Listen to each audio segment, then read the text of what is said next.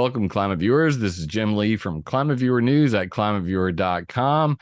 And as you guys know, I was recently on Tinfoil Hat Podcast with Sam Tripoli with a good buddy of mine now, Topher Gardner. Never met this guy before. We just kind of got thrown in the mosh pit together. We had a really good time. If you guys haven't checked that episode out yet, I suggest you do. It's live on samtripoli.com, as you can see right there. And you can check out Topher's stuff at Topher Gardner. Let me see. Let me flip this thing. Why is it misbehaving on me? At topherhq.com, host of the Biocharisma podcast. A brilliant man, I must say. I was blown away by the conversation that we had. And welcome to Climate Viewer News. You're now officially inducted a Climate Viewer, which means that you're not allowed to be a flat earther. And other than that, everything goes. What's up, Topher? Bicentennial fire dragons unite, brother. That's right. We're both 1976 dragons. We are both Gen X. If you don't know what Gen X is, you'll never know. But we are the FU to the system. We are the bane of all public relations and advertising companies. We generally do not trust anybody or believe anything without you proving it beyond a shadow of a doubt. So yeah, we've talked off air, and turns out we have way more in common than we even thought initially. But Topher, tell them your background. Tell them what you do, man, because the dome homes, the biochar, just, give them the rundown. I'm a South Florida boy. I was born and raised in Fort Lauderdale, Florida. My dad was a commercial contractor. He built skyscrapers. So growing up as a young man, I got to see lots of hurricane tested materials. It really got me thinking, going an alternative route, because my dad told me a few things. He's like, one, square buildings were very inefficient. He hated the Bauhaus style of architecture. That's what he learned at Florida State University. And he loved curves and he loved domes. We had Hurricane Andrew hit us in 91, and it decimated the area that he was building in. He was building Deering Hospital in Miami. And so I got to go down and see just the path of destruction. And it was kind of neat because 60 Minutes did this really cool story about an old man who had built domes on this barrier island in North Carolina, and it survived. And they weren't going to give him any insurance. And he said, fuck it, I don't care. And he built this indestructible dome home, and another hurricane came, and his home was the only one that survived on the island. And from then on, I was transfixed with the notion of curvature. And I grew up going to Epcot. My parents couldn't afford like real European vacations, but they would take us to Epcot, and we would enjoy like all the different pavilions of, the different future. Yeah. But I remember looking at a geodesic, the big buckyball, the big Epcot ball. Yeah. Is being so enamored with it. And my dad is like, oh, that's just all little triangles. And he explained it to me. And so I was a scholarship athlete at Michigan State. I ended up I went up to Michigan State, played football, kicked for 4 years, and did decently well. I didn't like the machine. I didn't like the corporatization of the sport. Kind of fell out of love with it, and ended up becoming a yogi to kind of counterbalance all the I guess you would say the uber machine mind. And ended up going to India for a couple of years, really jumping into Raja Yoga and the teachings of Patanjali's and Ramana Maharshi. We do booty yoga in the house here. Have you ever heard of booty yoga? I have. Jamie Kennedy turned me on to you ever see his movie where it was like Malibuti? Yeah. Well, it's like BUTI yoga, and my wife does it, and I just like it because whenever she's doing it, like it's always to like some like Skrillex sounding music, and it's like constant movement. So it's like, I don't know, it's a mix of, like it's kind of like Tai Chi meets yoga meets, like a freaking rave. Oh, that Um sounds fun. yeah, it's hella fun. But That sounds like a lot of fun. I would enjoy that. go ahead. Yeah, so I ended up becoming I was the operations director for an ashram, and we decided that we were going to move our base operations to Costa Rica. We did that, and the floor fell out from the operation, and then I was left there with my partner and had a lot of land and no money. And I was like, okay, well, I better learn how to build something that can withstand hurricanes and can withstand all the earthquakes, because Costa Rica has a lot of earthquakes. And we had just got there like during like one of the wettest years that they had in a very long time. And then they had a very heavy earthquake season. So I saw all these beautifully built buildings essentially become parallelograms. Mhm. And it wasn't the fault of the builder at all. The builders did everything correct when it came to building these buildings, used great materials. It was just that post and beam structures don't do well on earth that liquefies or earth that Yeah, does like, pretty. I've never experienced an earthquake. It's one of those things that I've always kind of just wanted to, I've been through hurricanes. Many of them. Hugo in 89, being the worst by far. Tornadoes. Never really experienced an earthquake. So I mean, I saw that it was trending on Twitter, hurricane, when Hillary came through. I can only imagine what that's like. But yeah, the fact that there are buildings that are literally tens of thousands of years old of stacked blocks yeah. is just insane in and of itself, weathering issues aside. That they don't topple over, that they're designed properly, they're weighted properly, and that we haven't learned a damn thing from that is, you know, screw biomimicry. We're talking about, look, it's right there, like just copy it and improve on it. But That's continue. Yeah, my teacher, Dr. Joseph Davidovitz at the Geopolymer Institute, he actually did that. He went to the pyramids in Giza, Egypt, and in the early 70s, he dissected some of the blocks, some of the casing stones, and he recreated the formula that actually makes the perfect limestone. Mm-hmm. And he came up with these formulations in the mid to late 70s and was able to show exactly how the geopolymer block for the Great Pyramids was made. And he was subsequently never allowed back into Egypt. So why, you know, You're reminding me of the other guy. What I can't think of his name right now. Younger Dryads. The young Dryads period, the guy who's basically saying, there was an advanced civilization yeah, before the end of the ice age. I just watched a whole damn documentary on it, series on it, and he was going through all these ancient structures. But yeah, very, very similar story. I'm not allowed in Egypt anymore. yeah. This guy, and the thing is that Dr. Davidovitz, it's the tell of the tape. He gets hired to consult on multi-billion-dollar projects for military companies. Like, so I'm going to listen to him more so than a PR person for some fake Egyptian narrative, you know.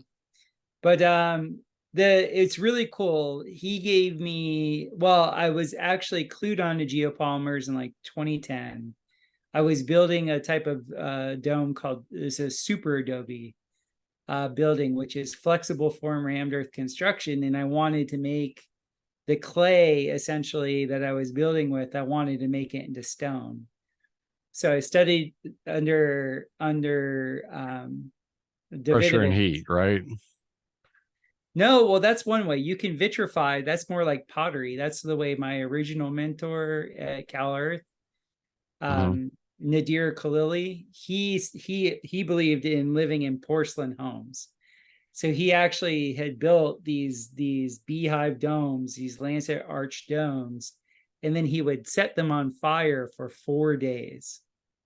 Just And stuff them full of like grass and things like that. no, he would stuff them full of brick and use it like a kiln. Okay. And then he would go on top of the building and he would gravity feed diesel, and Okay.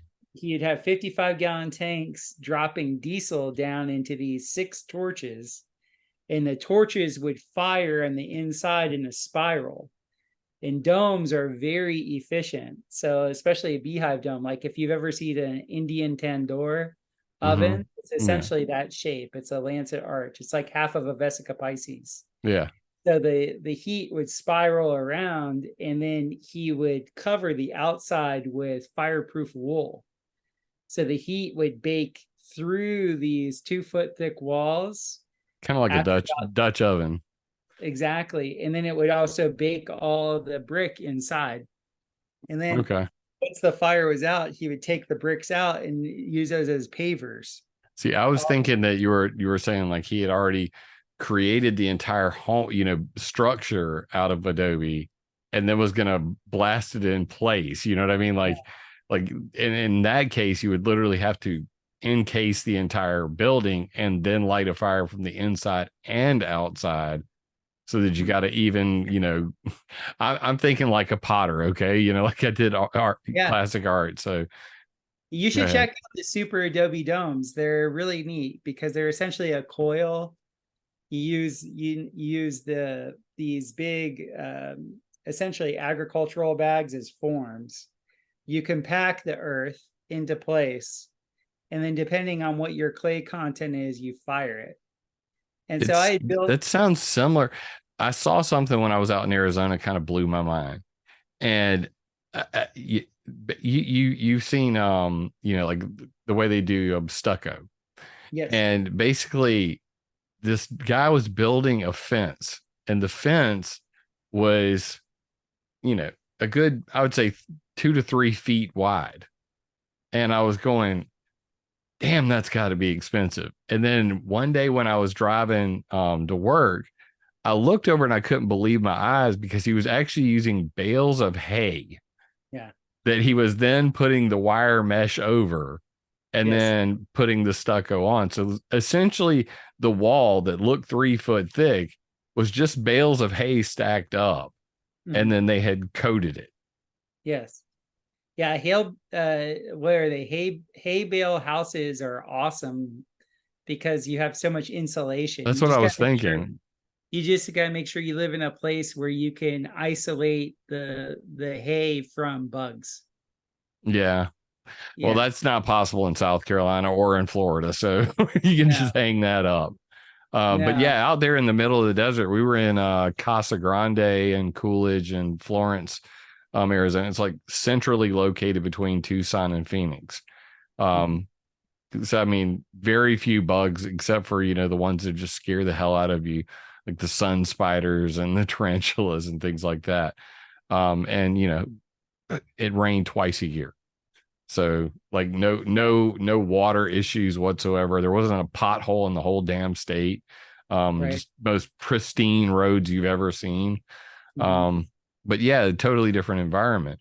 One of the questions that immediately came to mind when you were talking about that island earlier and putting a dome on it, do you build domes on stilts for No, like, because like right now, Florida's getting ready to get hit, and they're talking like a 12-foot storm surge.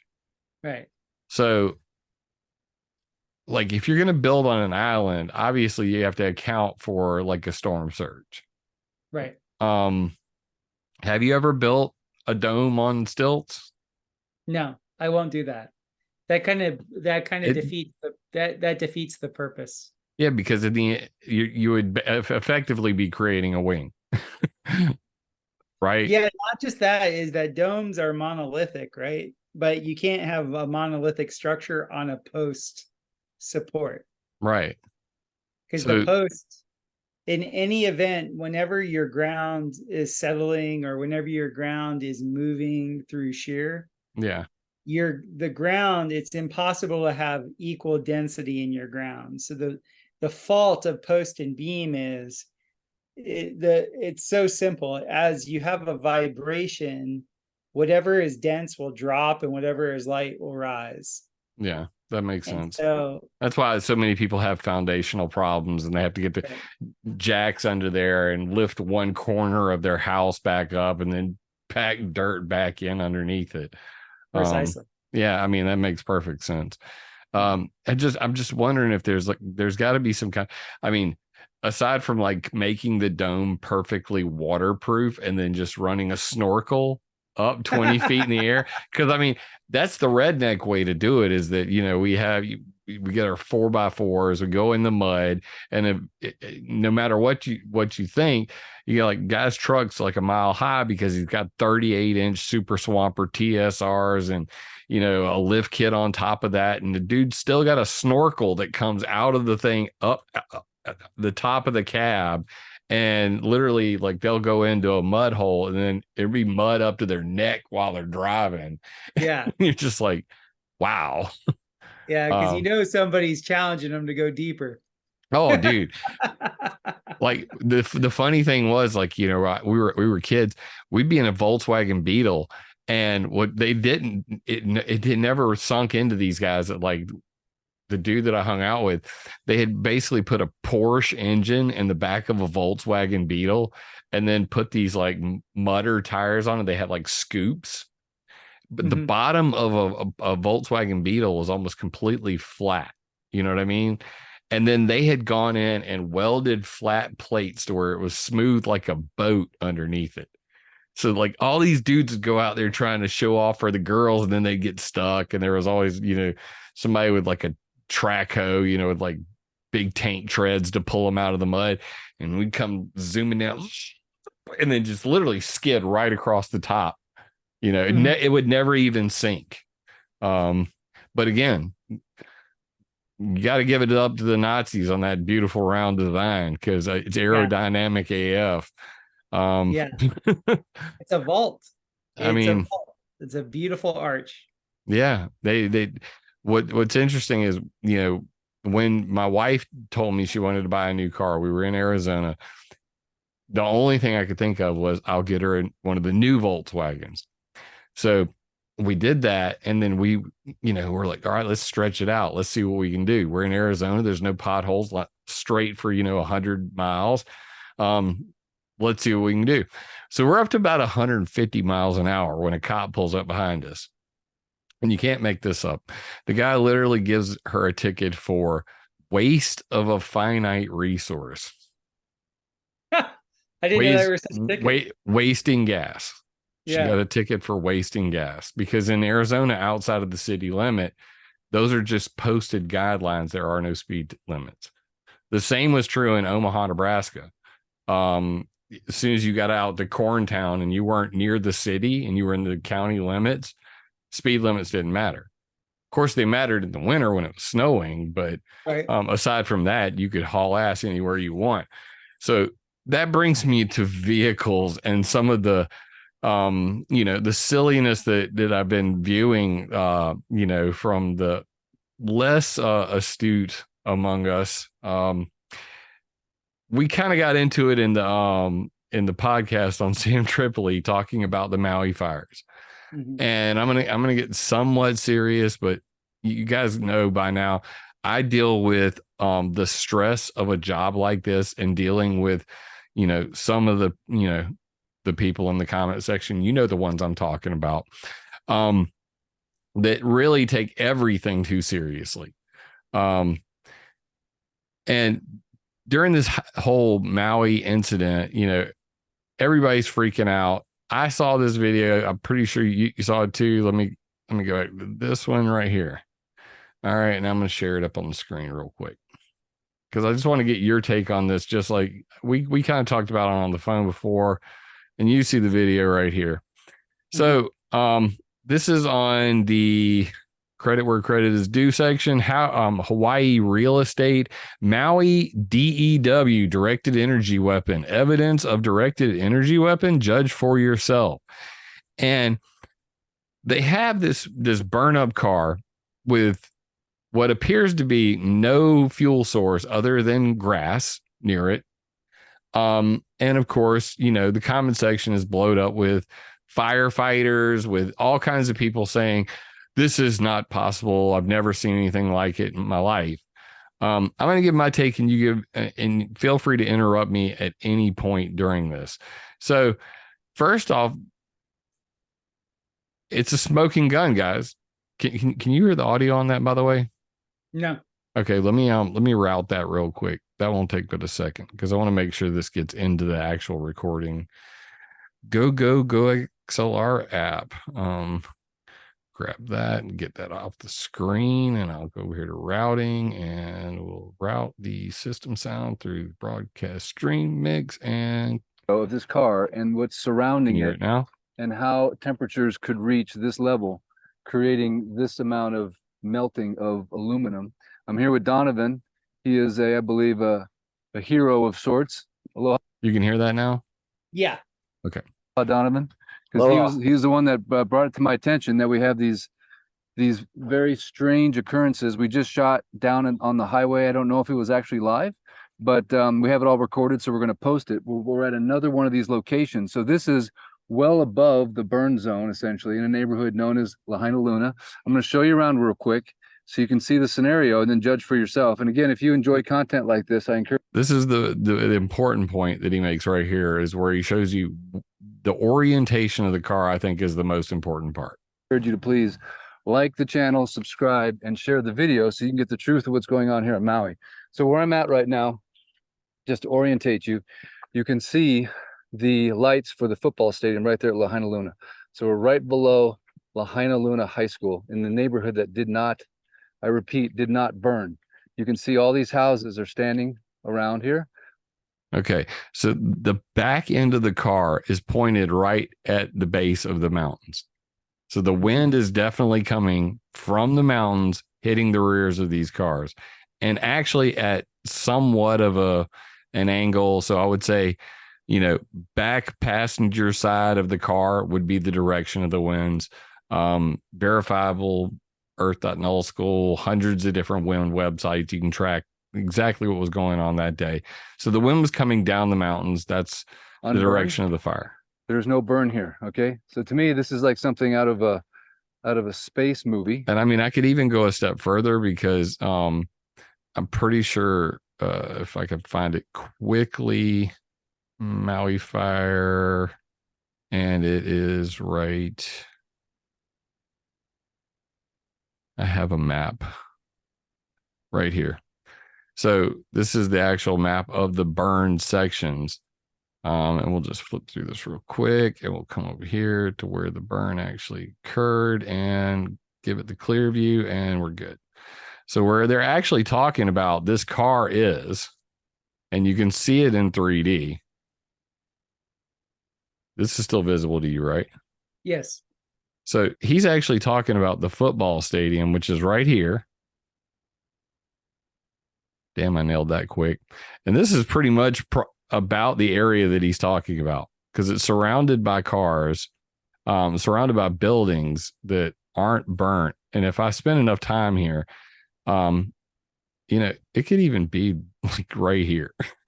But regardless, all they had was a grass fire. There's the two cars. Damn, I'm fast.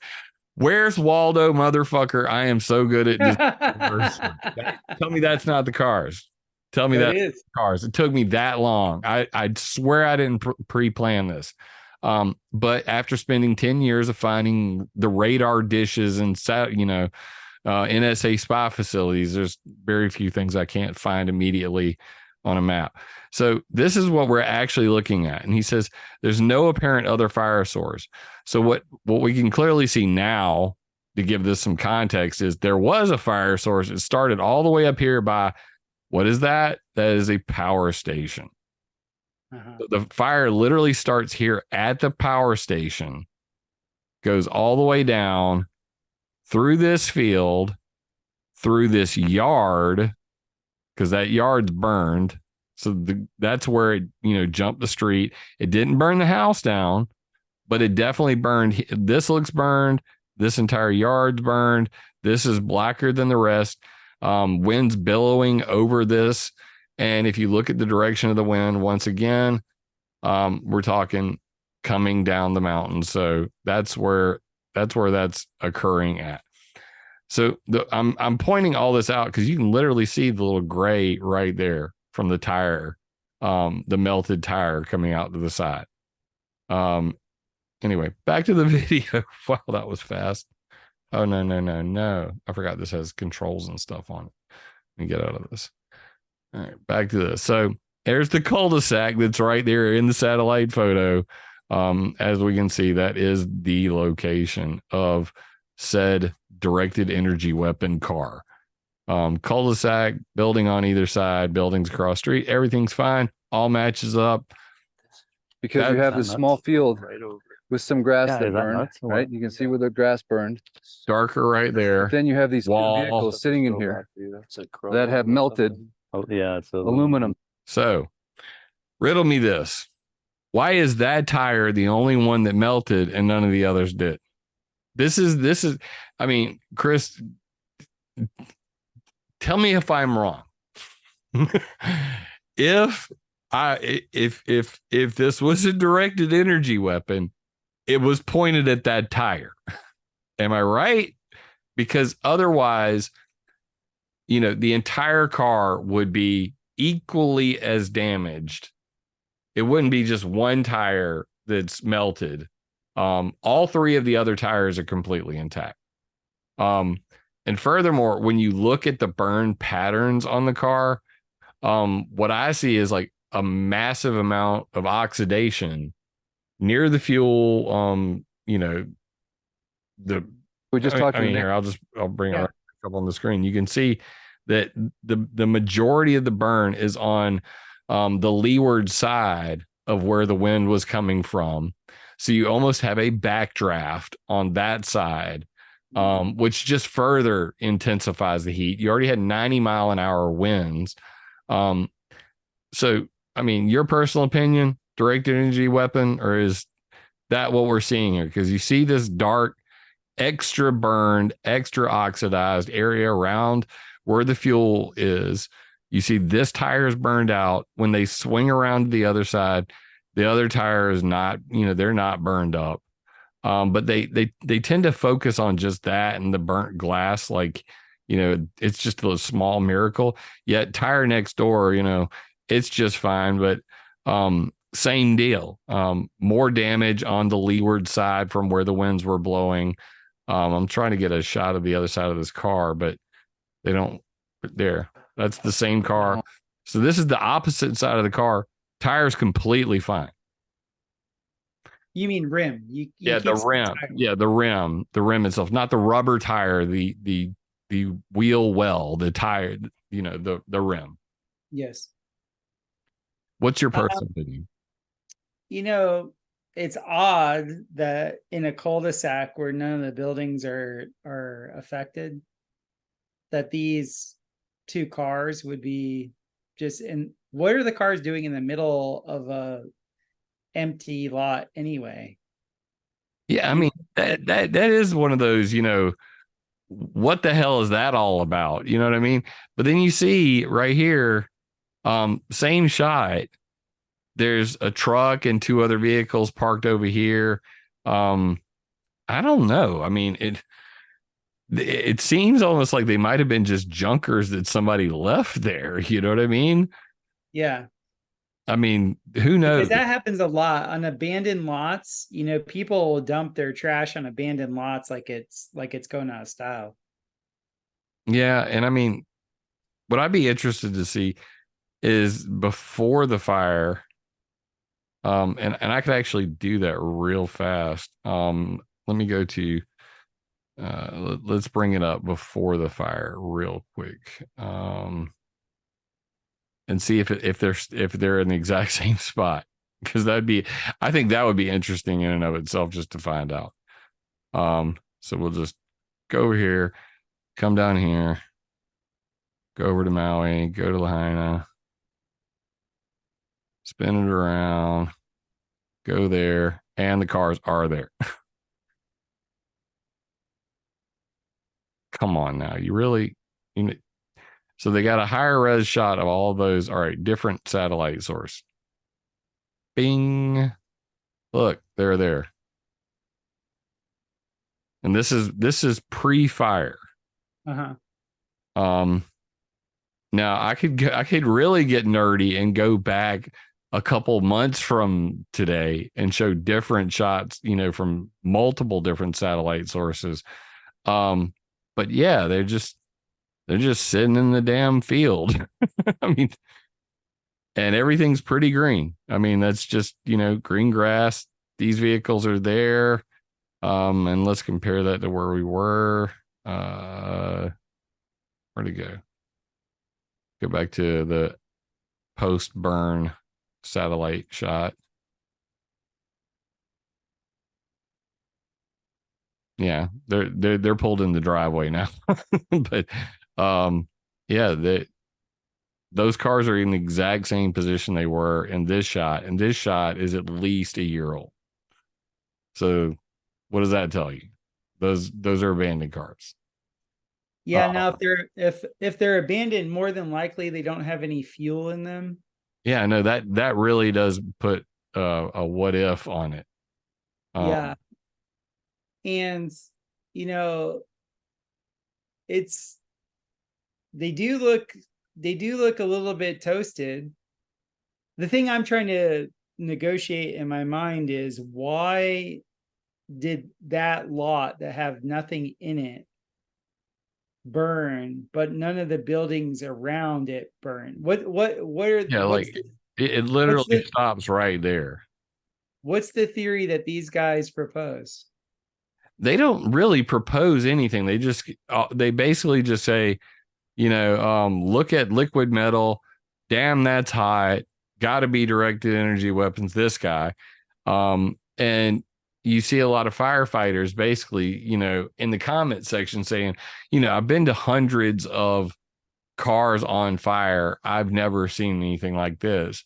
And my immediate, critical brain says, but how many car fires have you been to that were in 90-mile-an-hour winds? Right. You know what I'm saying? Mm-hmm. So, have you really been to a car fire in a 90-mile-an-hour wind? Because you certainly wouldn't try to put that out. But it does appear that, at least to me, that there was fuel in the tank. Otherwise, what the hell is that? And I mean, that looks like a Volkswagen to me. It looks like a Passat. Yeah, it looks like that's what I was going to say. It looks like a Volkswagen Passat. Because that's the rim. I know the rim. That's what I recognize. But yeah, I mean, when you look at the burn pattern on it, and you see that, it's most of the charring occurs on the leeward side, so the wind's on the other side. You think about the fuel source, you think about the convection that happens on the other side, and the semi backdraft of it. The fact that the wind is coming from the rear of the vehicle would carry that all the way through the cab into the engine block, because it would tear right through that firewall. I don't know. I'm not a trained backdraft fire specialist or anything, but I'm just thinking to myself, if directed energy weapon, that'd have to be hella directed at that back tire to not affect the other ones. Well, the thing is like the directed energy weapons that I think of, just to be clear, is I think more in alignment with the field effect weapons that they have. Yeah. So like coherent wave, that sort of stuff. Yeah. They create a resonant pattern, and it's a destructive resonant pattern. So they'll sweep an area with three different types of EMF. Like we talked about in Tripoli's podcast, like they'll they'll saturate an area with static electricity, and they'll do that between the boundary zone of a low and high pressure system. And then they will sweep a microwave, and wherever that microwave goes and wherever that microwave then intersects with an ELF wave, you usually have some catastrophe.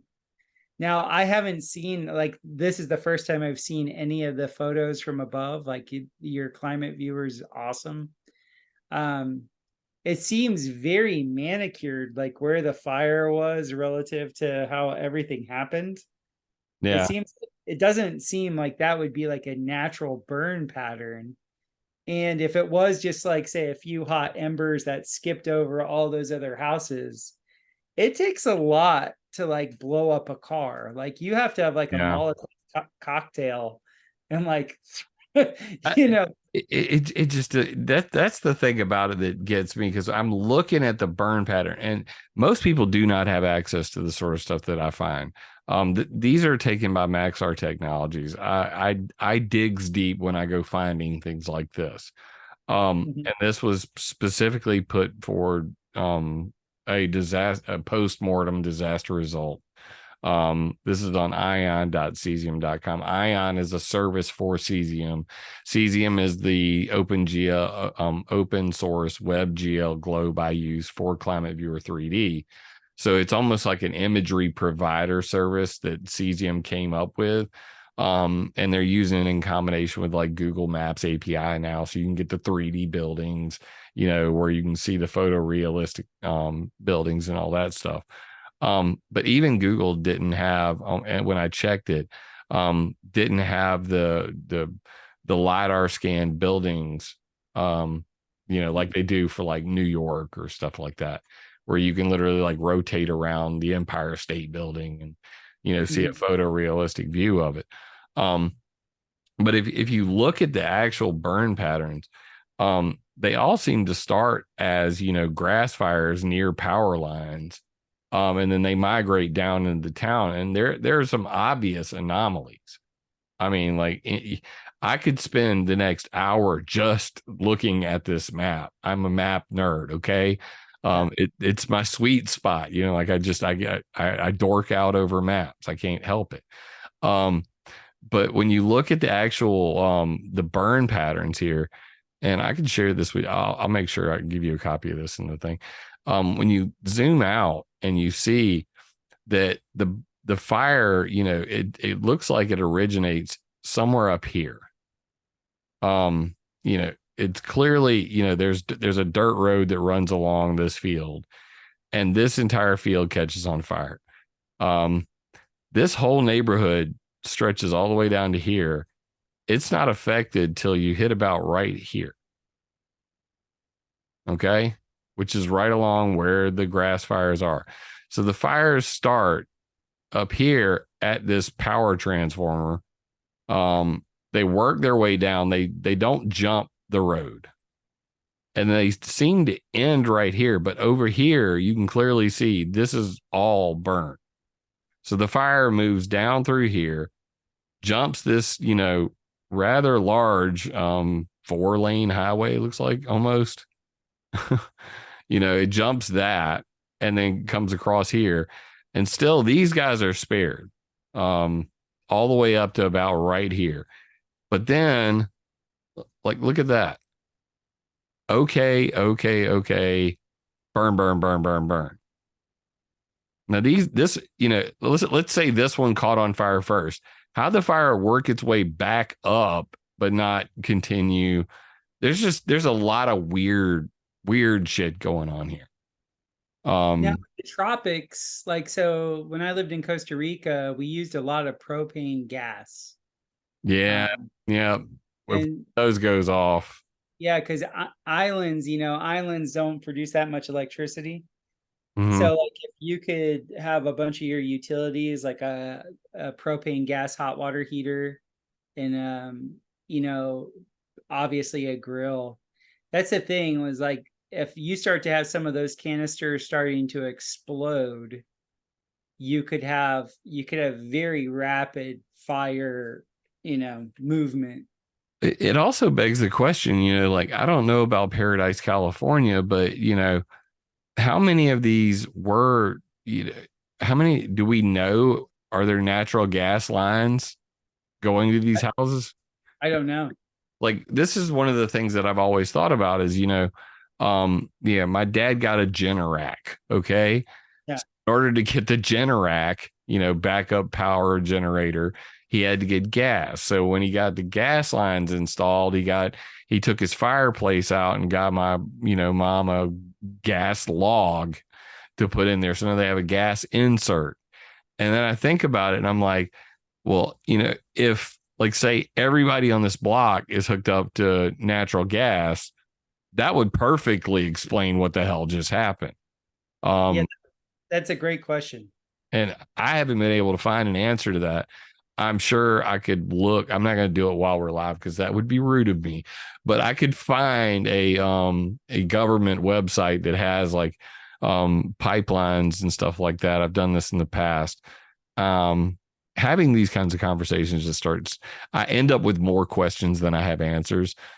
Have you ever felt that way? Yeah, that's a good query right there. Yeah, so that somebody let me know when you see this, guys, in chat. If I haven't found it already, jim@climateviewer.com. Hit me up on the email. Are any of these houses hooked up to natural gas? If so, how many? Show me a natural gas line. And I'll show you explosive potential. But other than that, there's some, people make a big deal about the big tree down here, the banyan tree. Isn't that what it's called? Yeah. And then they go, but boats were on fire. And I'm going, well, yeah, have you ever seen, flaming balls of fire raining through the sky at 90 miles an hour? Did you watch any of the videos of, there's a guy that was basically out here in the bay. And right about here, a tornado was forming. So they were actually watching the fire as it was whipping up and creating a tornado. A water spout? It was basically a vortex. No, it was all intracloud. And it was from ground base to over the water, and it was starting to form a vortex. It wasn't actually a tornado. But regardless, there was a lot of talk about that too. And I've gotten several emails from people saying that a lot of people say that they witnessed, fireballs flying through the sky. And I'm going, well, I mean, if I light my bed on fire and then I throw it in the air at 90 miles an hour, it's going to become a smoldering plastic fireball that's the equivalent of napalm. You know what I mean? I hear all these horror stories from firefighters, getting all types of lung disease problems because of all of the, highly toxic cancer causing chemicals that we have and all the things we buy and put in our houses. All of them are, filled with, very, accelerants. Let's put it that way. So I don't want to like overthink it. You know what I mean? But at the same time, I understand why people are so fascinated by, massive destruction. I mean, if it bleeds, it leads, they say. But I also, in the video I made, on Sunday that really pissed everybody off, I said, I'm tired of grifters, basically dancing on the dead bodies of people who are still missing, making outlandish claims they cannot prove, just for a buck, just for a click. You know what I mean? That's what I feel like. I see it so often. And it's just such a gratuitous. You know what this all came on the back of for me? Tell me. So this summer we went down to Florida to go see my parents, and my parents live in essentially a house that looks like the Borg. It's like this. It's a cube. It's a cube. It's a townhome and another townhome, and the two neighbor townhomes together. It's like it's almost a perfect cube. And on the top of the house, it has this very small, double gabled clay tile roof. The house is built wonderful. I've weathered 2 hurricanes in this house. Nice. And No problems. Sat on the upstairs balcony, just watched the storm go by. But my parents had 3 tiles broken on their rooftop. The insurance company said you have to replace your entire roof. Why? Now, they're interwoven. No. They're literally the whole roof is 1-inch MDM board, tar. It doesn't even need the tiles. The tiles are just there to give a nice Mediterranean look. Yeah. They have 3 tiles broken. There's no leaking in my parents' house at all. They have to spend $45,000 to replace a roof to be insured. My friend is selling his house up in Boca Raton, like 30 minutes north of there. They have a nice house, perfectly kept up, wonderful maintenance schedule. The selling company says, we can't sell your house. Your roof is too old. You have to replace your roof. $89,000 later. God. Really? Right. Yeah, because each one of the tiles on it are this very specific type of concrete tile. And there's only one company in the country that makes it anymore. So they have to essentially throw 90 grand into their roof before they can sell their home. Delayed the sale of their house for 4 months. My other friends that live up in Vero Beach, they have to replace their roof. So I'm hearing roof. And I'm thinking, this is just the biggest insurance scam ever.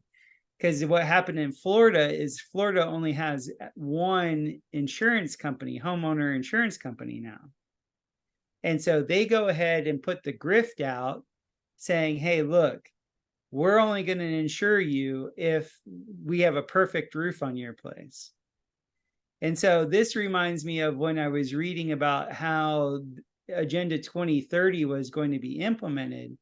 They said the number one way we move people into the housing that we want is we increase fees, taxes, Take them out of they live in.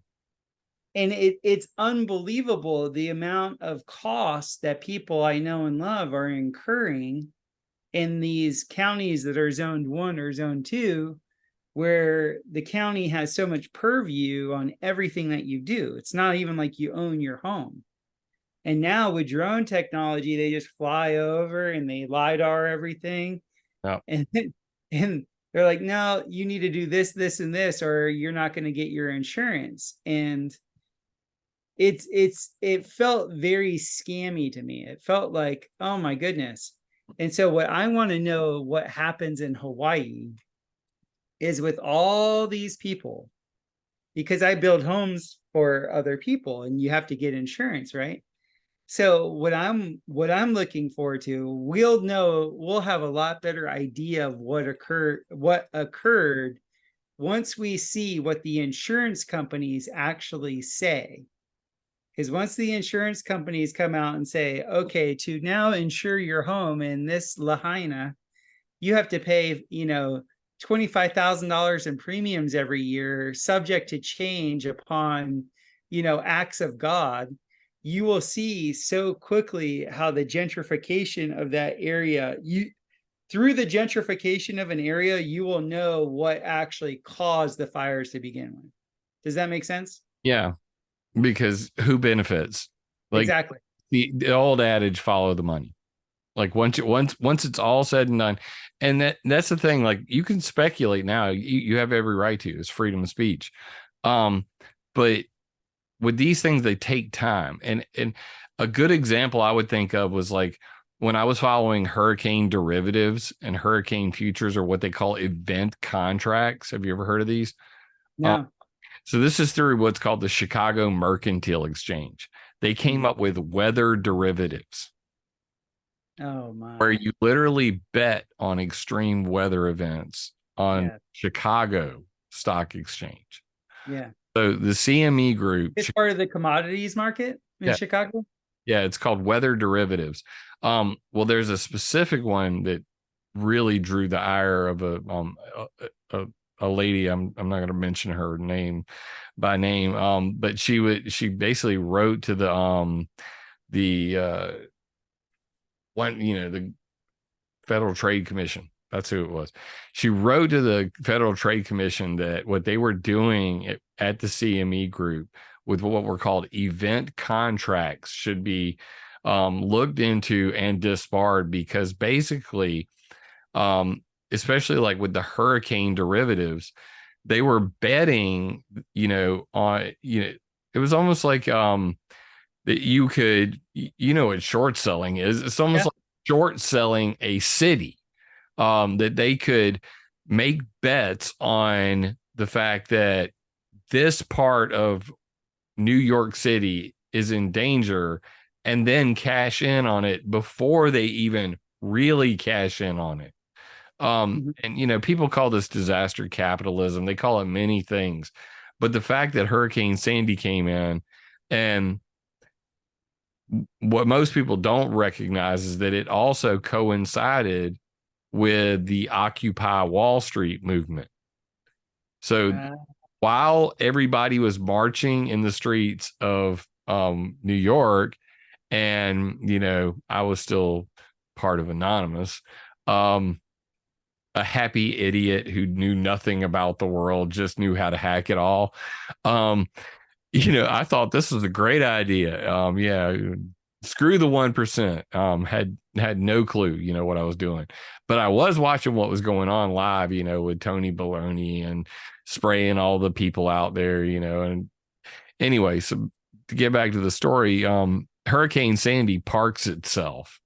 It does like massive amounts of rain, washes away all this land, and the people, basically are screwed out of their land. And then in comes the money to buy it all up. They scoop that up. It's no longer, I've been here 80 years. I was grandfathered, because there's all these grandfathered in rules, that a lot of people, they're like, my house is, the guy next to me is paying like $7,000 a month, and I'm paying $2,000 because we're grandfathered in. I'm not a New Yorker. I don't claim to be an expert on it, but we have similar rules here in South Carolina. What I do know about is double wide trailers.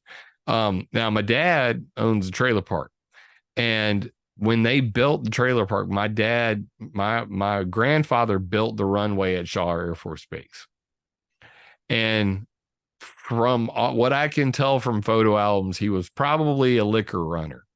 Nice. Because, he's leaning on this old Ford, car. It looks like the tail's dragging the ground, and he's got looks straight like a gangster. All right. So I'm pretty sure he ran liquor up during Prohibition, and, had a construction company. He took all of his money, threw it into buying land and trailers.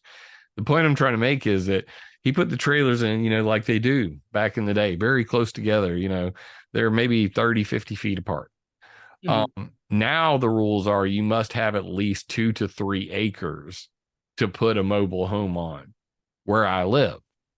Really? Yeah. Because they don't want mobile home parks. Right. They want you to go and buy some private land in out in the county, nowhere near the city, because shit, you couldn't get 3 acres of land and put a trailer on it in the city if you wanted to. Right on that county city line, and there's nothing they could do about it. So yeah, there's a lot of cases where, especially if you're in a city, that I experienced this. I'm going to make a stupid analogy, really stupid analogy. The first digital land purchase happened in the first massively multiplayer online game, and it was called Ultima Online, and I played this thing. And what happened was they created the first MMO. This is like World of Warcraft, if you've never played games like this, where basically 5, 10, 15,000 players are all running around in the same world at the same. So the world has this fixed land area, The problem that they didn't think about was you could go and you could work and work and work and get money, and you could buy a house. So you go to the town center, you'd get a deed, you go out into the wilderness, you double click on the deed in your pack, and then a little preview of the house would appear, and you'd chunk it on the ground. If you kept playing long enough and hard enough, which everybody did because they were instantly addicted to this game, the first murder as a result of a video game was Ultima Online. The first infanticide over a woman literally let her baby die in the closet. A guy crossed state lines to go murder somebody who killed his character and stole his castle. I stole a castle, trust me. I know how much it hurts. But the point is that they had castles, and they would take up, say a normal house would take up a 4x4 tile of digital real estate on their map. But then to put a castle down would require like 18 by 18 tiles. And it wasn't very long, maybe a year or two into the game, there was nowhere left to put a house down, and they had run into a serious problem. And that's when you start to think about it from that perspective. But in the real world, that there's only a finite area that you can build in the city limits. Yes. Now, in the county, people, obviously it's cheaper, it's a longer, travel time, but there comes more of a if you would have looked at the prices of castles and keeps near like Britannia, which was like one major hubs of the cities in this digital world, the price was like $10,000 for a castle. But then there'd be one out, that somebody had luckily got on an island out in the middle of nowhere. And they're like, oh, we were selling it for like $2-3 grand. The same is true, in the disaster capitalism world. They put emphasis on, centralizing they talk about 15-minute cities. Well, there's this other one called Mega Cities 2050, where they actually talk about the merging of, like, say, from Los Angeles to Phoenix, like being one major city, like all of that together. It was a plan called Mega Cities 2050, that they want to centralize as much, people so that they can control them, the entry points, the exit points, all of the minutia, like the insurance companies, like you're talking about. So wiping the slate clean, like with Lahaina, especially we're talking about Hawaii, you're talking about top dollar property. You know what I mean? Yes. Some of the most valued property on the planet. I mean, I said it while we were on Sam's show. My happy song when I'm in the dentist chair is "On a Beach in Hawaii" by Ziggy Marley. It's one of those, things that everybody kind of, can picture. Everybody has this, beautiful, serene place that they think, is paradise. And I mean, paradise lost, Lahaina is gone. What will become of it? And meanwhile, everybody's going, well, they shot Star Wars at it, and the Black Rock's coming in, and I mean, I think the tail of the tape remains to be seen. I hope and pray that the people of Lahaina can regain their property. You know what I mean? Like, I don't see how you burn a person out of their own house. You know what I mean? Like, oh, dude, it's been happening from time immemorial. And, dude, I mean, look, I've had one billionaire client, and she suffered from being an heiress to the Barclays fortune. And I noticed she really hated me, but she kept me around because I was like a pet in a way. And I was trying to zero in why she hated me and why she wanted me around her at the same time. And then she reminded me of these other semi-rich people. She was like very, very rich. Like she was literally rich. But I was around a bunch of other people that were in like millionaire status. She was a billionaire. And the one thing I noticed that was the frustrating thing for her and these other wealthy people, I'll call them rich. I don't think they're wealthy, but they were rich people, was that the reason why they really hated us people that were not bound to money like they were, was that we could live the same quality of life that they could. In this time of uber abundance, like people understand we're in like a 50-year window, like essentially our lifetime, Jim. Yeah. Like our lifetime, we're living in a window where a middle-class person can literally live like royalty did 100 years ago. Oh, that's a fact. I mean, everybody talks about wanting to get in a time machine and go back to the good old. No. Dude, no, you wouldn't. No, you wouldn't. Where they had the level. Bite on this piece of wood. We're going to pour some liquor down your throat. And we're going to saw your leg off. You want that? Not me.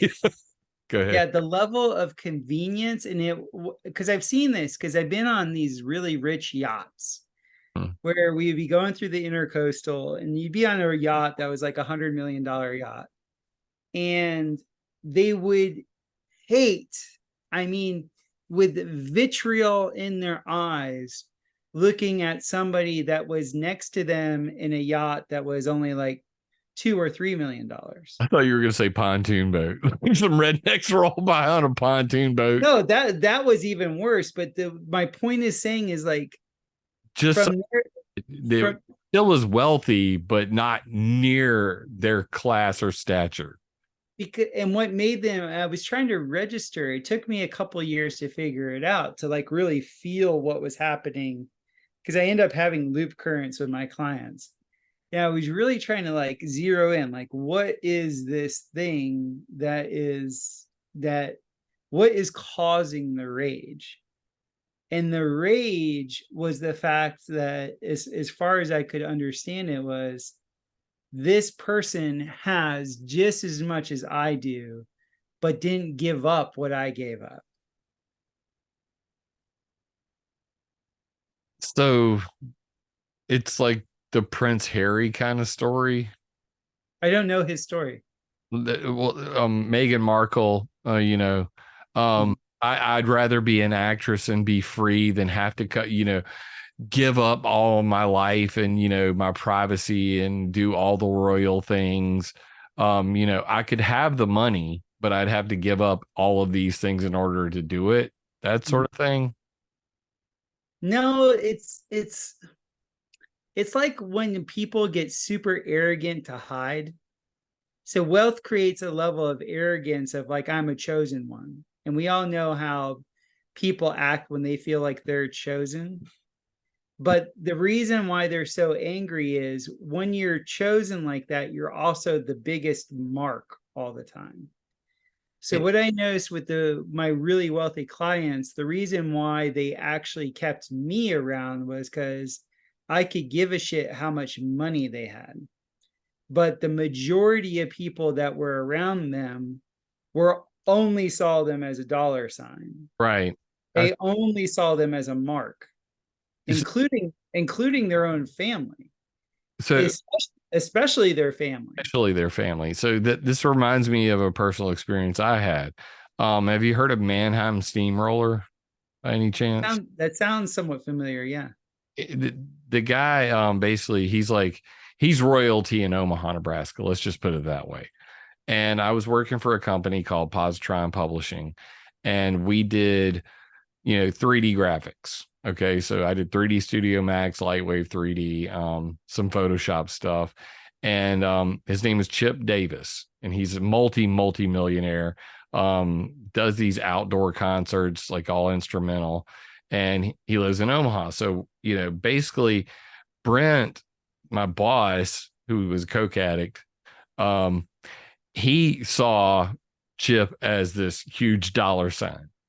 And me, Gen Xer, like, no offense, but you shit on the toilet just like I shit on the toilet. You just have more money to buy nice walls around your toilet, but that doesn't make you special in my book.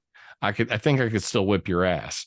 So that's the kind of mindset that I've always had, like respect is earned. It doesn't come from what you have, it's from how you treat people. So we go to meet Chip, and first we go to a 5-star restaurant. Now, full disclosure, never been to one in my entire life. So I'm sitting there and, Brent's, already having this conversation with Chip, and I'm kind of just feeling uncomfortable. Like, I know I'm here to be the technical weenie and to, because I'm the most artist, person that works in the company. So I'm going to try to put together an artistic vision, but I feel way out of my league. And Chip, I could see him like looking out of the corner of his eye and slowly losing attention in everything Brent's got to say, because he's the money grubber that's there to just, get paid to do the 3D graphics for his outdoor concert. And he looks at me, he picks up the one fork, because there's like, so many different instruments in front of me. He's like, I always just use this one fork. Just thought immediately, I was like, okay, this guy's cool. You know what I mean? Like, that's so freaking down to earth that he would take the time to make me feel comfortable. Yeah. We hit it off from there on out. Like, it got to the point where, we got to his house and I was like, God dang, bro, you got these huge boulders. Like, I mean, he had boulders this wide, that were his floor pieces. And I said to him, I was like, man, you got it made. This is a dope house. He's like, but we were talking about music, and I was like, but I want to see your studio, because I heard that you have the world's first Dolby 7.1 surround sound studio. Is it true? He's like, yeah, you want to go see it? And Brent's like, we really need to talk about the business at hand. He's like, oh, chill out, Brent. So I've met the exact opposite. You know what I mean? Like, I think that there are probably, many people like him who are multimillionaires that still don't come off as classist assholes, because they've been around. At least they've been able to insulate themselves with good down to earth or good hearted people that weren't always out to, screw them over, or they have extremely thick skin and can spot them a mile away so they don't let it bother them. Right. I'm not making the accusation. I don't think you're generalizing at all. You're talking about a specific person in this. Yeah. I'm just saying that because we were originally talking about like what could cause gentrification of an area, what could cause people to actually eliminate, and that made my mind leap to the different billionaires that live on that island. And they might, and if those billionaires are anything like the billionaire that I was associated with, be like, it's time for the riffraff to go. And in Florida, like where I grew up in Fort Lauderdale, they gentrified whole areas where the blacks were, like very fast. Like, there's whole areas of Fort Lauderdale that when I was growing up as a white boy, you would never go to. Now are like white neighborhoods, like full on,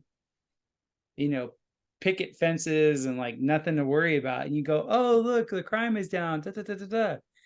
Yeah, but like, to me, this goes back to the insurance scam, which is the property tax scam, which is the whole Agenda 2030 scam. Is essentially you pressure people into for you to live here, you have to be in a tremendous amount of debt.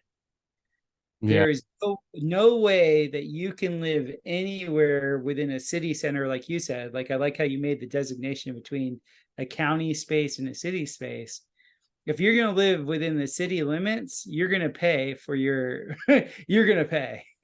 Then there's cities within the cities, because you have like these homeowners groups and these special, called off divisions. So you're inside the city, and there's even a higher level of debt, or let's say control, that's burdened on you because it's leverage. In the end, the more debt that they can put on you, the more control they can put on you, the more you're willing to just bend over and take it.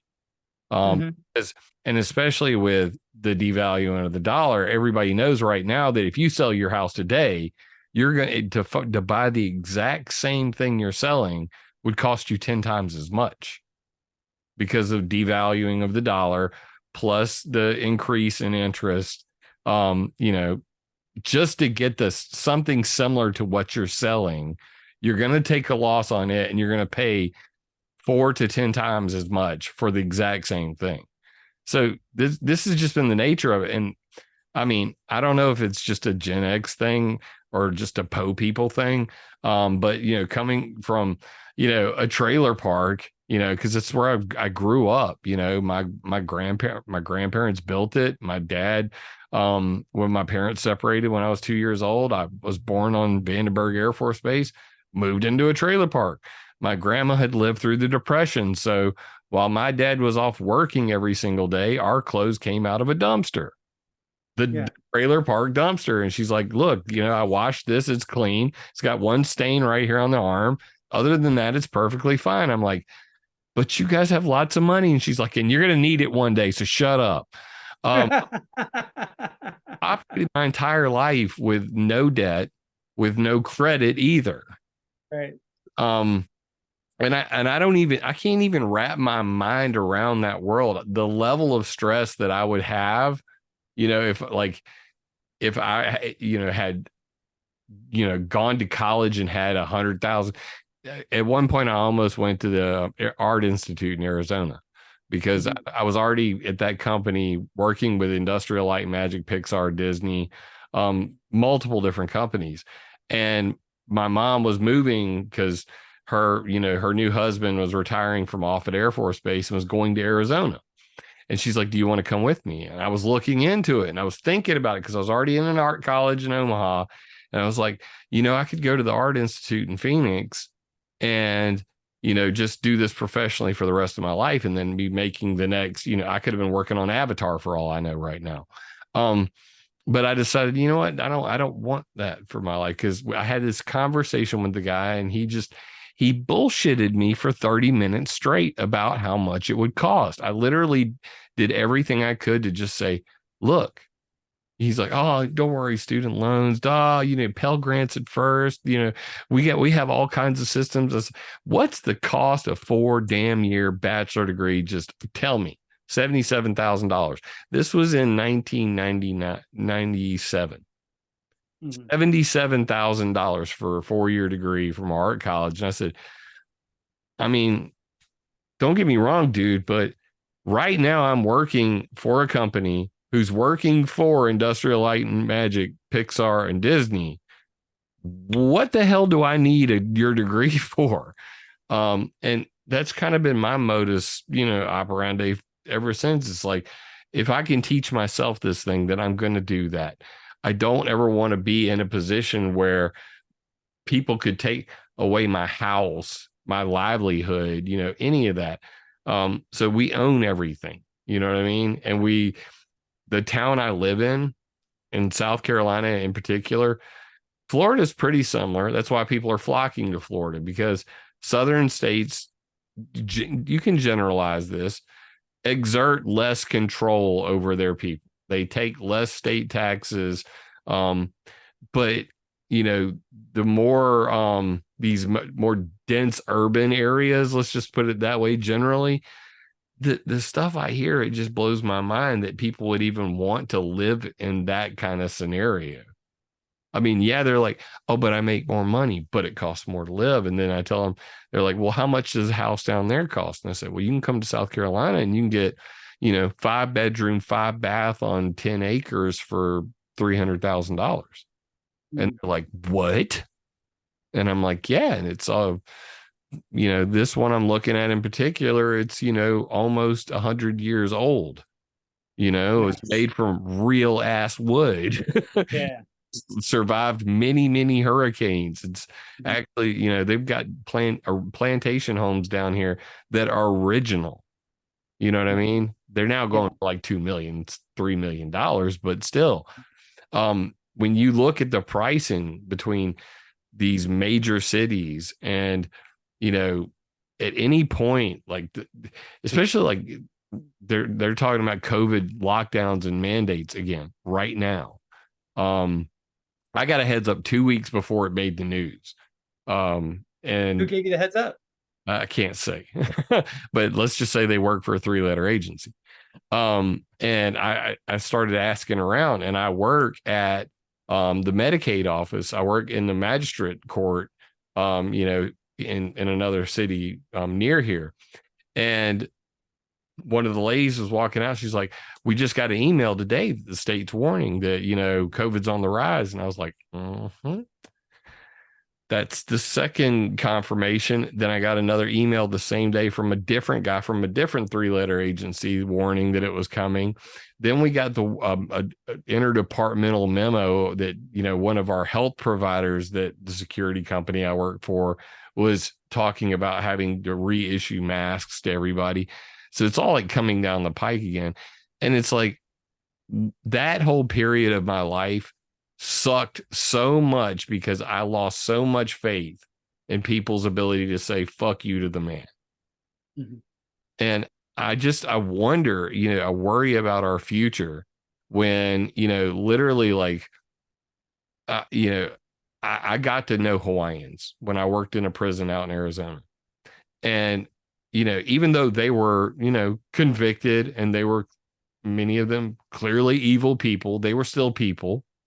And I got to know that, you know, a lot about the culture, and it breaks my heart to think that these people will never be able to have their community again because of gentrification, because of disaster capitalism, and because dumbasses like Josh Green are saying we're going to, you know, protect outside billionaires from coming in and buying up the land. He didn't say anything about inside billionaires. You know what I mean? Right. I mean, when Oprah and Bill Gates are already there, how many more are already there that you don't know the name of? So, the thing that breaks my heart the most about it is in cases like this, not only could a fire like that be prevented in real time with the technology that we have today, you know, there should be rapid response teams to fires. You know what I mean? Like, they have things like PCADs, this precision canister aerial deployment system. There are all these new technologies that aren't being used. We have National Guard, FFS, you know, for fuck's sake. National Guard should be, you know, ready to rapidly deploy just like they do in hurricanes afterwards. Because I remember in Hugo, the National Guard being there is within like a day, you know, but in today's world, you know, we should not be having Paradise fires. We should not be having Lahaina fires.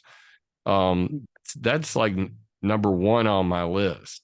But more importantly, with the amount of money we're throwing at like Ukraine and all of these other countries around the world, why can't we, when a major disaster like this happen, ensure that the people that, you know, screw the insurance companies, you know, Uncle Sam should be able to cover this. It's not that damn expensive.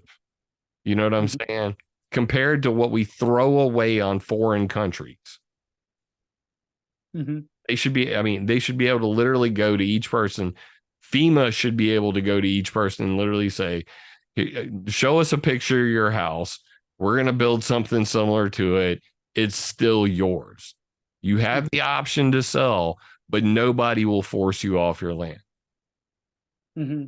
That's kind of. I think what happens is, like, who's the major investors in these derivative markets? It's the insurance companies. Yeah. So, like, the rich, a lot of people don't understand that insurance companies that underwrite banks.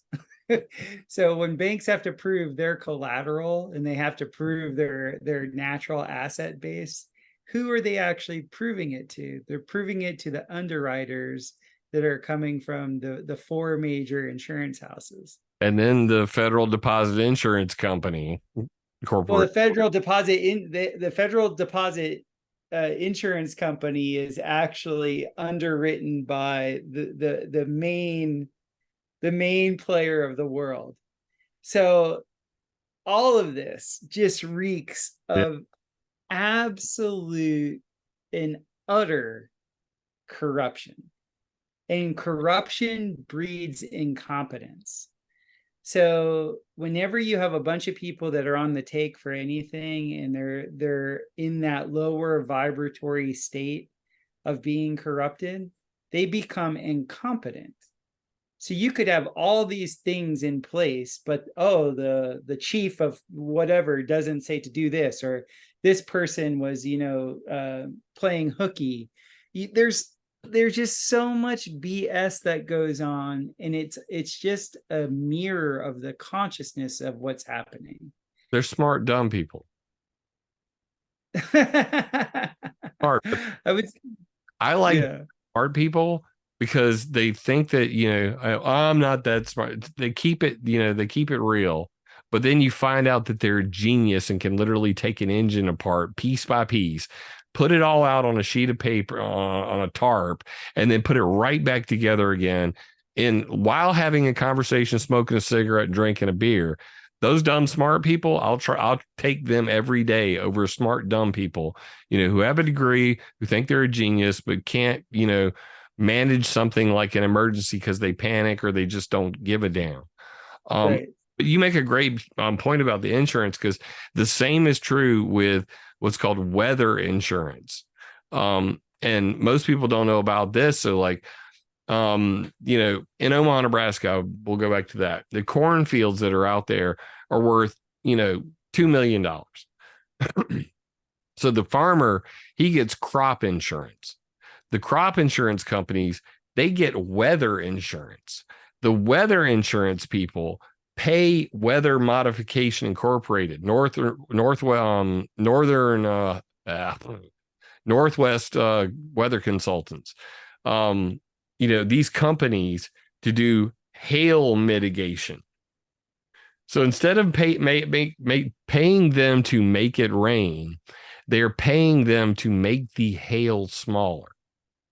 And this is through what's called overseeding. So if you put too many cloud seeds in the sky, not enough water vapor can get stuck to any individual aerosol seed to grow large enough to fall as rain. That's how you create a drought intentionally. That's how they did it after Chernobyl. Moscow went out and did cloud seeding to create a drought to stop the radioactive rainfall from reaching Moscow. They had it flood out Belarus. That's why when you see the Chernobyl radioactive patterns, it's right there at Chernobyl and it's at Belarus, and then Moscow was next in line, but there's no radiation there because they had all that rain dump out before it got to Moscow. So they created a drought over Moscow by dumping it there. So the same thing is true with hail mitigation. They claim that they're going to get up there and do a similar technique where they oversaturate the sky with cloud seeds so that not enough water vapor can make a big enough hailstone to damage the crops. The problem comes in when the guy that's next door who owns a different farm says, I need more rain. And then he goes and hires another company directly to make it rain on his crop, while the insurance company is saying, hey, make sure that it doesn't have hail. So we have this too many hands in the cookie jar. You got all this money wrapped up in it, and insurance companies betting on the weather. You even got companies like Oliver's Travels saying that for 110,000 euros, they can guarantee you a cloud-free sky on your wedding day. So it keeps going back to, this same cycle of ultra rich people need lots of insurance, and the insurance companies exert control over something, whether it's the sky or the inhabitants. I say it all goes back to the banksters. Yeah. I mean, well, they underwrite the banks. Yeah. What I'm trying to say is, like, literally everything that banks do is on collateral. And so because they don't who is the authority that says your collateral is worth anything? the banks answer to the, even with all the derivative bullshit, all the scams that are out there, they still have to answer. They're still playing a game amongst themselves, and they have somebody that they have to answer to. And I think at the highest level, it's a spiritual thing. But on the human level, it's literally like, what do you have as collateral? And over the last 100 years that we know of, the insurance companies are the ones who decide, they underwrite what collateral is worth. Yeah, because we're not on a gold-based system anymore, and no bank actually has the amount of money on hand. They don't even have a fraction of it. They talk about these stress tests. Like, every bank would fail if they actually stress tested them. Yeah, they know, like, the whole system, as far as I understand it, it's being primed for the flip to the next way that they can collateralize every single biometric that every human has. So in our generation, when we were born, we were essentially like a $7 million trust fund that was set up for the US government in 76. The Social Security number. Exactly. You were worth $7 million as collateral of debt. Yeah. So, but that was a fixed amount, and depending on your performance, that from you through labor over your life.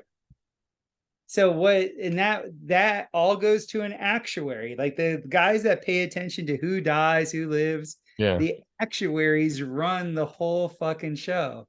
That's why that's why you're not allowed to kill yourself. Right. Because we haven't extracted enough money from you yet. Precisely. You are worth a certain amount of energy.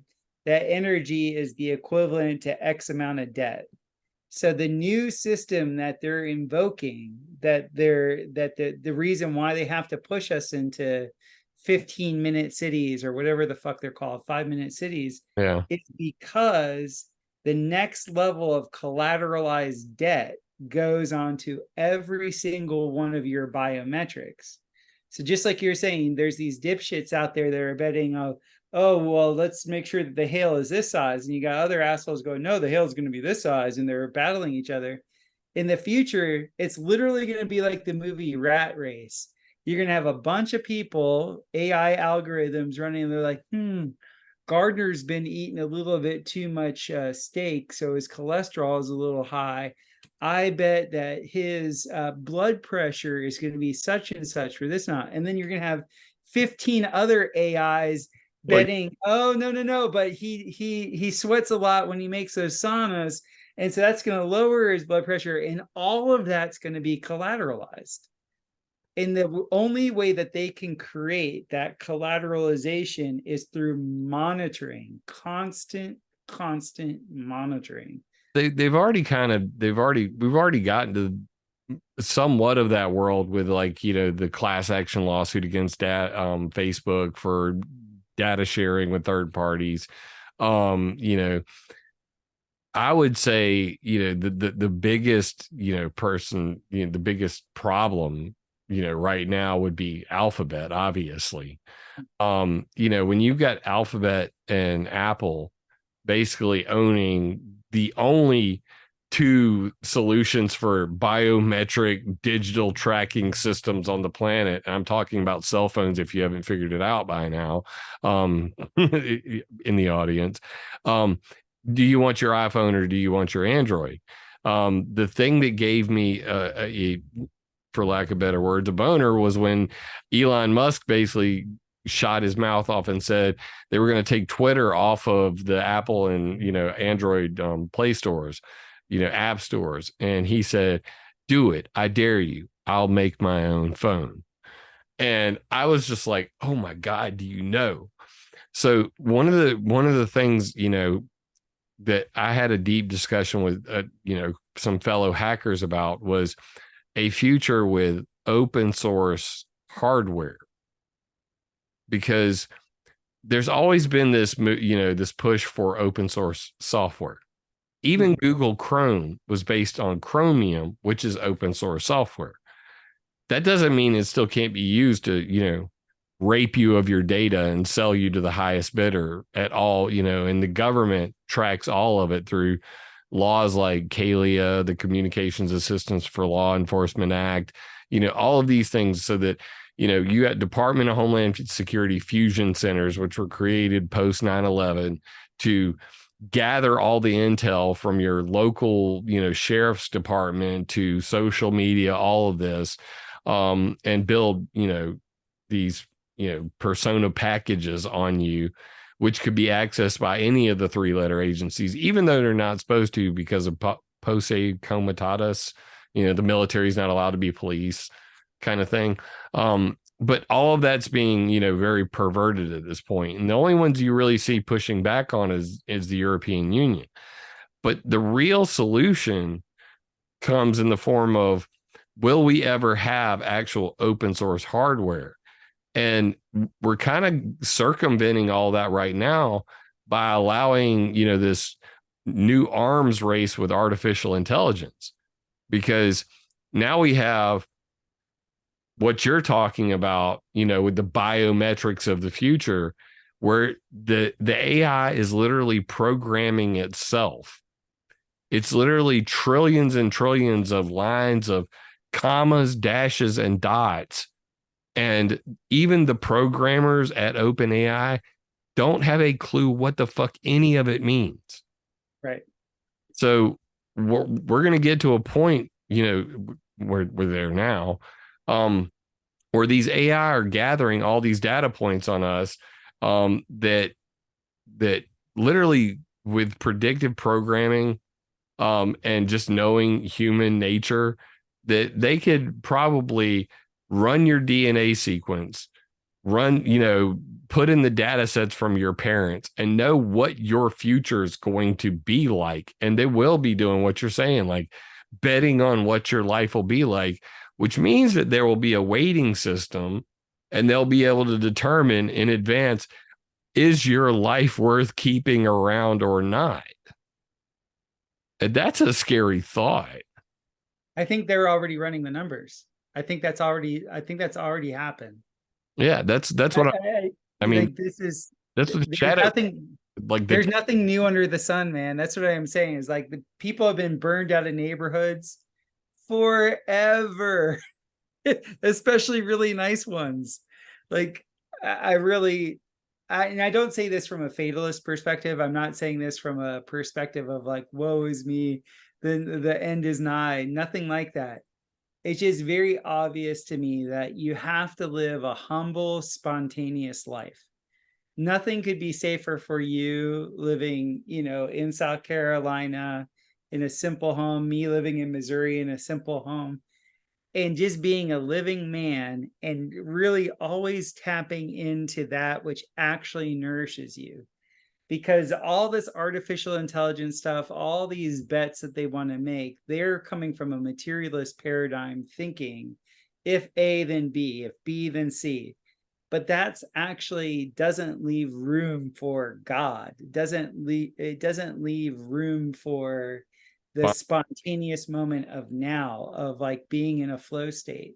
And that's what I'm saying is like, I'm always like, dude, on a materialist level, if you're caught in the materialist paradigm and that's your shit, you're fucked, because there is no way to survive what the Faustian pact of the blockchain.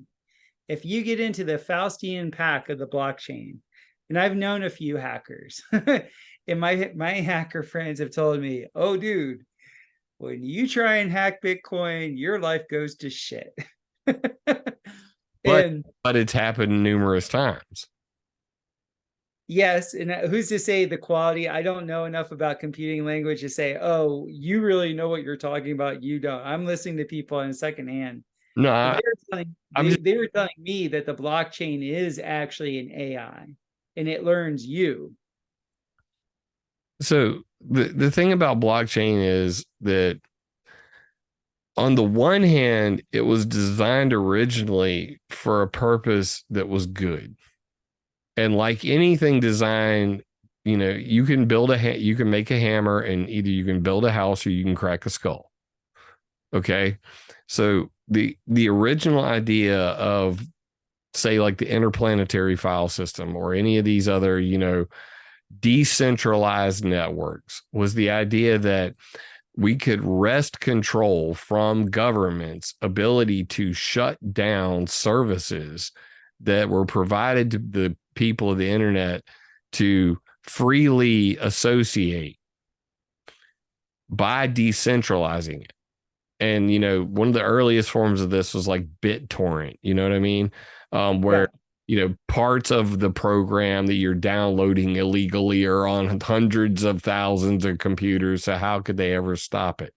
But the idea that, like BitChute, that it's a peer-to-peer network where the videos are seeded among several computers.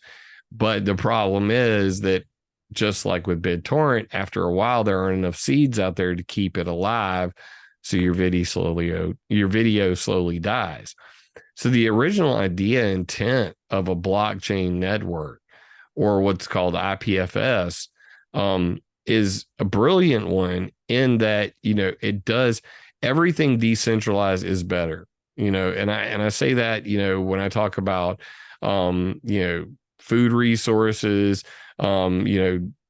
if you can have everything you possibly could need grown locally, made locally, whether it's, medicine.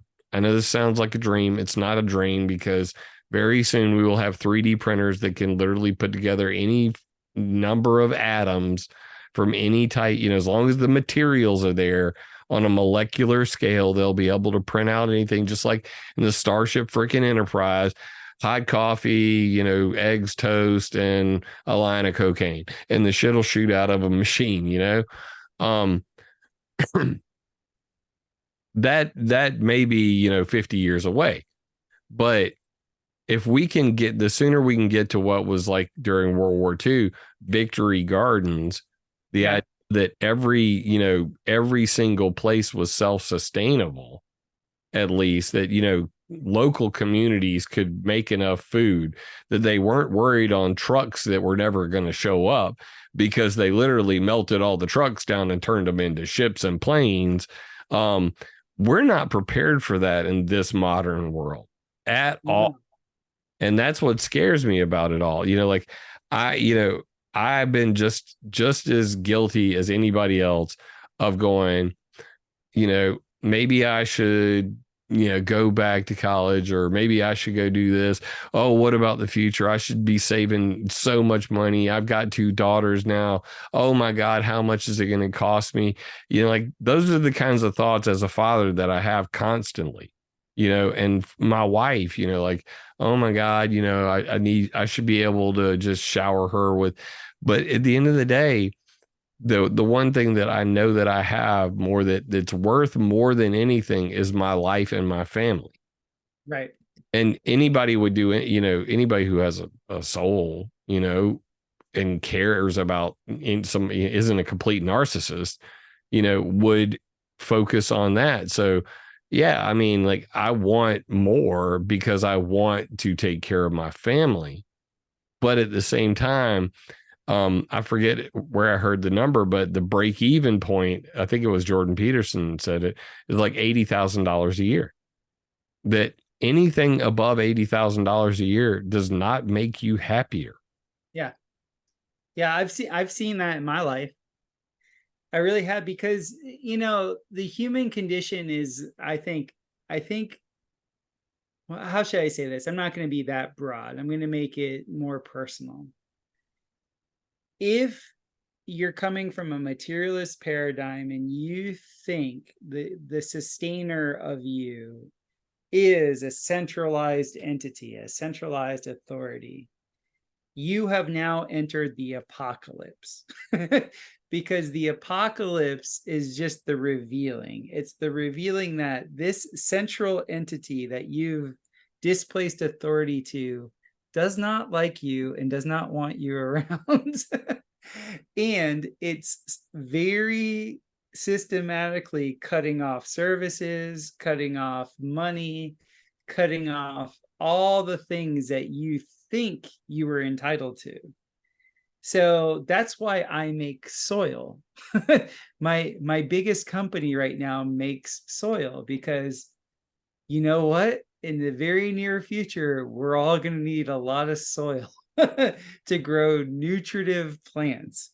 That, I mean, like, it's so obvious. Us fire dragons, we're always the ones yelling, saying, dude, the marauders are right there. Genghis Khan. Calling. I'm warning you. It's 50 seconds.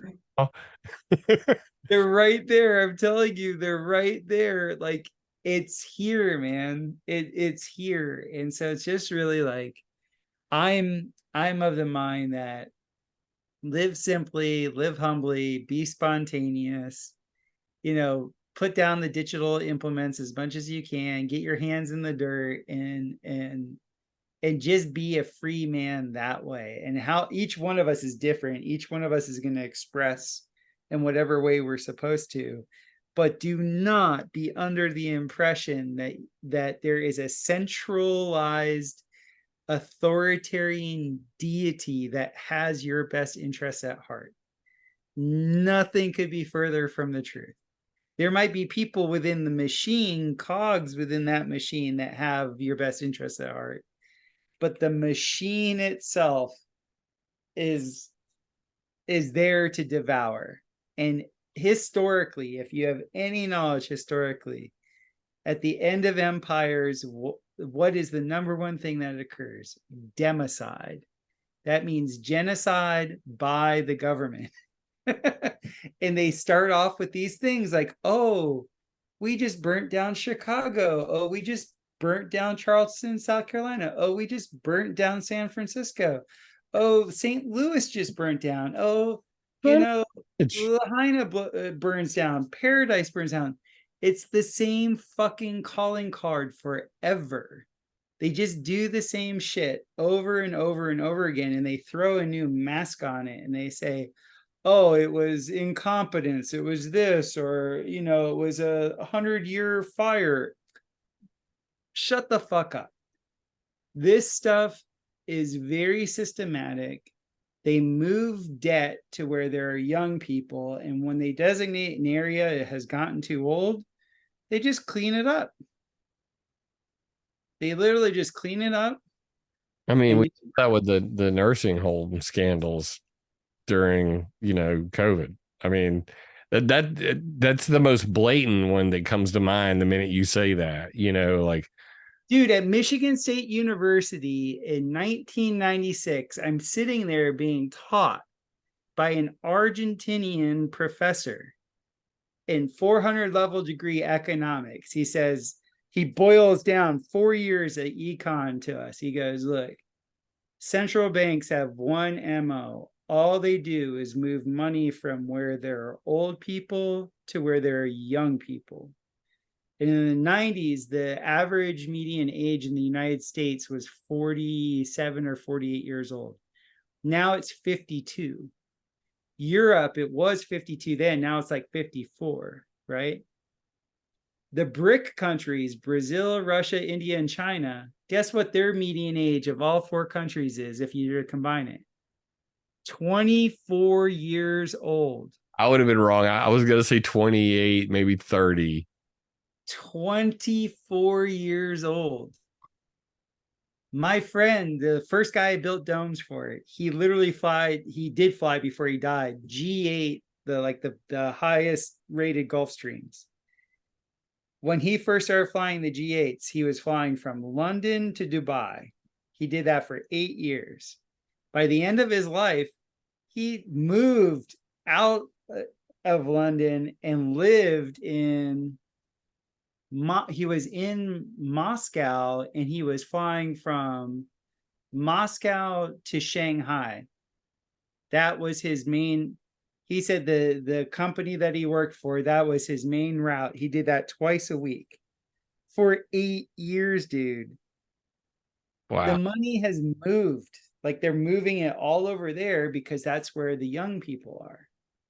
Now, that's not to say there aren't young people in the United States, but the average, like you look at it, is young people are young, dumb, and full of cum. They have gusto, they want to go for it, they want to make it happen. When you have an old, entitled group of populace, they feel entitled. They're not as productive, even though they might have more skill. They lived on the promise of the United States government that they would be taken care of by the Social Security system, which they bankrupted. Dude, my civics teacher in 1988 told us, Mr. Siegel, he was like, do not ever even think you'll see Social Security. I was told the same thing, you know, like I remember, you know, I was in gifted and talented program. So we had a different set of classes than the usual kids in public school. Yes. And they, you know, our math teacher was, you know, doing an equation, you know, like on there. And he's like, here's, you know, the age graph. And he had you know, this really complex graph up there. And he's like, and this is you guys not seeing a dollar of like at the same time just busted up laughing like yeah that's probably true. That was like 8th grade, man. You know, born 19 so yeah, grade, like being taught by a math teacher that there was no future for us, that this was built for the baby boomers, which brings me back to the point that you know, a particular millionaire told me that the only reason the US dollar has any value whatsoever is because it's backed by the bullet. And he said the bullet and the bomb. Yes. This guy in particular, he was from Russia. He moved to America. He used to be Russian Special Forces. I believe him, based on the tattoos that I saw and, you know, his enormous wealth. And he had I knew another guy who was a video producer on YouTube, and that's how I met this guy. And he said he wants to, you know, talk to you about possibly investing in ClimateViewer. This is like early, you know, when I just started out. So he flies me up to his mansion in New York, and we spend, you know, like all night, all weekend long talking. Like 8 hours a night. He was a fucking vampire. I swear. The minute the sun started to go up, he would go in. I wouldn't see him for the entire day till it was nighttime again. And then he'd want to talk all night long. And during one of these marathon sessions of talking, that's when he brought this up. And he said, everybody in Russia knew that if we said the American dollar didn't have any value, that we would immediately be bombed off the face of the earth. And that simply put, the only reason our dollar has not become completely worthless is the threat of retaliation to anyone who says so. Right. That's why, you know, like 2/3 of our budget every year is for the military, because without it, this all falls apart.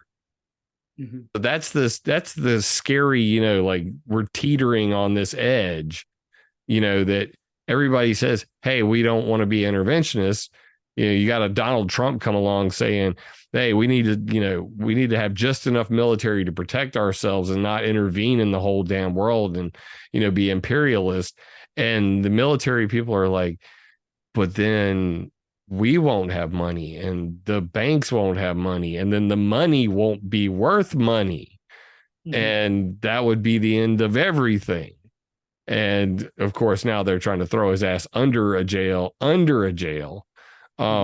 But that's always rang true to me, you know, since I had that conversation with him.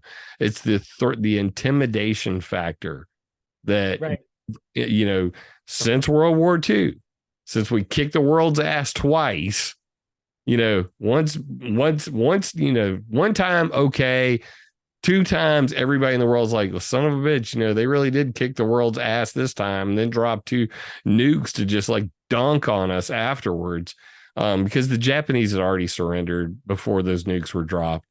You know, do you know what you just made me think of? What's that? Chappelle's Black Bush. That it's my favorite skit. My favorite skit. UN? You ain't got no guns. He's you know what? United Nations, sanction me with your army. Oh, wait, you don't have an army. I guess you better shut the fuck up. Bro, it's the best. If you have not seen Dave Chappelle's Black Bush, go watch it right now so you can laugh along with us. It is somebody, I'm like, oh, bitch, you cooking? Niggas got yellow cake. Don't drop the yellow cake. Dave Chappelle is still the GOAT, man. I tried to watch some Chappelle show with my daughter. She's 13 now, so I figured she was old enough. Yep. And we had got through, the black white supremacists in the very first episode. Yeah. Like the very next scene, I'm like going, okay, there's too much sex in this. How was this on television? Oh, it's so good. It's so good. It was all. I want to poop. I want to pee pee. Well, it's cool. R. Kelly remix.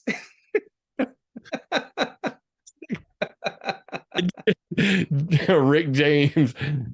Oh Lord, I actually have a soundboard, and that's like I play. When I was playing Modern Warfare, I would troll everybody with Dave Chappelle sound clips. That's great. Kinds of stuff. Good times, man. Senor James, I got to get rolling, my friend. Yeah, man, it's been too much fun talking to you. These are the random conversations of two Gen Xers from the year of the dragon. Bicentennial fire dragons. 200 year fire dragon. 200 year. Well, you eat too much, you scare my wife. Everybody go to topherhq.com. Buy Roundhouse. Don't Squarehouse bad. That's right. The New World Order. They all want to take your biometrics and steal your data. Own your ass. I'm glad I got to meet you on Sam's show. I'm glad that we, got to talk on the phone, and I'm definitely glad we had this conversation. I had no idea where we were going to go with this. I'm glad that I did not make any plans because I wouldn't have had it any other way. Awesome. Anything that you want to promote that you didn't get to before? You mentioned you have a podcast. Anything else? Yeah, my podcast is the Biocharisma podcast. We're on all the players, except we're not on Apple. So there's that. This weekend, I'm actually introducing to the world my rocket retort, which is a modified rocket stove that makes biochar. And so that's something I've been working on for about 12 years. Like I said earlier in the cast, I make soil. I'm also making soil on a commercial level. And so we're bringing that to market, and we're going to be putting biochar in paints. We're going to be putting it in stuccos and concrete. We're going to be throwing it in everything, and toothpaste. I'm actually going to be giving a speech this weekend at the Barataria Times National Festival on the number 6. Last year I did the number 5, as in PHIVE. And that was like the golden ratio and the incommensurate geometry that's in that. And then we're graduating to 6. And this year 6 is about carbon and what carbon actually is as a construct within our biology and as an antenna just on the material level. And so it's good stuff. I'm always putting out tons of new stuff in the real world. So my digital life hasn't really caught up to the real world, but I'm getting there. I'm getting better at documenting stuff and getting it up and out. You're just gonna have to hire somebody to follow you around with a microphone and a camera. Yes, it's true. It's true.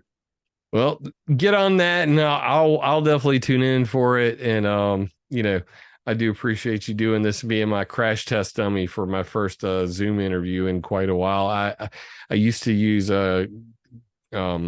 they had the Google Hangouts back then. It's so easy, and they took that away from us. And now everybody uses like StreamYard and all that. Next level is to actually do this live so that we harass the people in chat while we're doing this. So I'm going to do that in the near future. But I appreciate you coming on, man. And awesome, James. I hope the best for you, dude. Don't be a stranger. I won't. I got your phone number. I'm going to be harassing you. Okay. I'm cool with that. I like harassment. Well, guys, thank you for tuning in to a completely random conversation about how fucked up the world is, how they're going to burn you out of your house. They are going to you in with weather warfare, how that could have been a directed energy weapon. It could have been just a lot of wind and gasoline. Well, neither one of us actually know. And that's the thing that's beautiful about being a Gen Xer is we don't have any shame in telling you we don't know. And we also will more than likely tell you that if you tell me you know something for certain, I will say you are full of shit. And I think that pretty much sums it up. And remember that we talked about a lot of things, and that's a lot of information. With information comes power, and with power comes great responsibility. So please remember to use the information that we provided to you during this completely impromptu conversation to attack ideas, not people. Love you, mean it. If this video resonates with you, leave me a comment because I love hearing from y'all. First time here, be sure to subscribe and click the bell. Yeah! Remember, it would be impossible for me to do this without your support, so please join my Patreon or buy me a coffee on PayPal. And always, attack ideas, not people.